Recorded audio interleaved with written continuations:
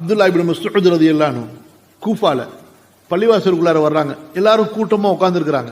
ஒருத்தர் சொல்றாரு சுப்ஹானல்லாஹ் சொல்லுங்கன்னு, எல்லாம் சுப்ஹானல்லாஹ் சுப்ஹானல்லாஹ்னு சொல்றாங்க. ஒருத்தர் சொல்றாரு அல்ஹம்துலில்லாஹ் சொல்லுங்கன்னு, உடனே எல்லாரும் அல்ஹம்துலில்லாஹ் அல்ஹம்துலில்லாஹ்ன்றாங்க. விட்டு அடிச்சாங்க, கல்லையும் எடுத்து மண்ணையும் அடிச்சு ஓடுங்களா பள்ளிவாசல் விட்டு சொல்லி.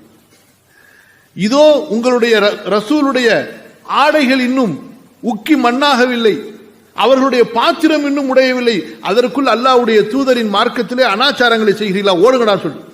பள்ளிவாசல் உட்கார்ந்து மௌலூது ஓதல, கத்தம் பாத்தியா ஓதல, சுப்ஹானல்லாஹ் ஒருத்தர் சொல்லி தராரு, எல்லாம் கூட சேர்ந்து சுப்ஹானல்லாஹ் சுப்ஹானல்லாஹ்ங்கறாங்க.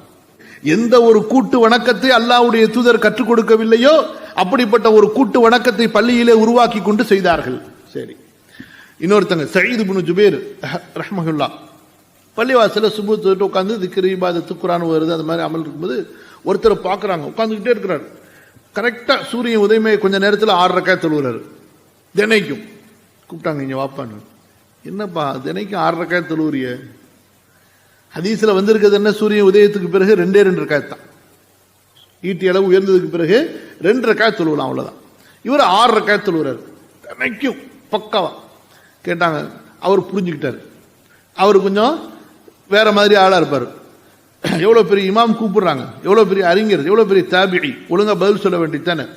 என்ன சொன்னார், என்ன என்ன அல்லாஹ் தூக்கி நரகத்தில் போட்டுருவானா தொழுதா, இது என்ன தொழுத தப்பு என்ன அப்படின்னு சொல்லிட்டு, தொழுதா தப்பு என்ன, அல்லாஹ் என்ன நரகத்திலே போட்டுற போறான், தொழுத நன்மை தானே அப்படின்னு சொல்லிட்டு சொன்னாங்க. தொழுக நன்மை தாங்கிறது இல்ல, உன்னை அல்லாஹ் நரகத்தில் போடுவான். ஏன்னா ரசூல் ஸல்லல்லாஹு அலைஹி வஸல்லம் சொல்லாததை நீ செய்யறதுனால, நீ தொழுதுனால அல்ல. எதனால? நபி ஸல்லல்லாஹு அலைஹி வஸல்லம் இந்த நேரத்தில் இப்படிப்பட்ட ஒரு வணக்கத்தை சொல்லித் தரவில்லை, அதை நீ உனக்கு வளமையாக்கி கொண்டாய். எனவே ரசூலுல்லாஹ்க்கு முரண்படுவதால் உனக்கு நரகம், ரசூலுல்லாஹ்க்கு முரண்படுவதால் உனக்கு அல்லாஹ்வுடைய தண்டனை. புரிஞ்சா இல்லையா? அப்ப பார்வையில இபாதத்தாக இருக்கும், ஆனா ரசூலுல்லாஹ்க்கு முகாலஃபத் அங்க இருக்கிறதுனால, ரசூலுல்லாஹ் சொல்லிக் கொடுக்காத ஒன்றை செய்ததுனால அங்க அல்லாஹ்வுடைய கோபத்துக்கு ஆளாகிறார்.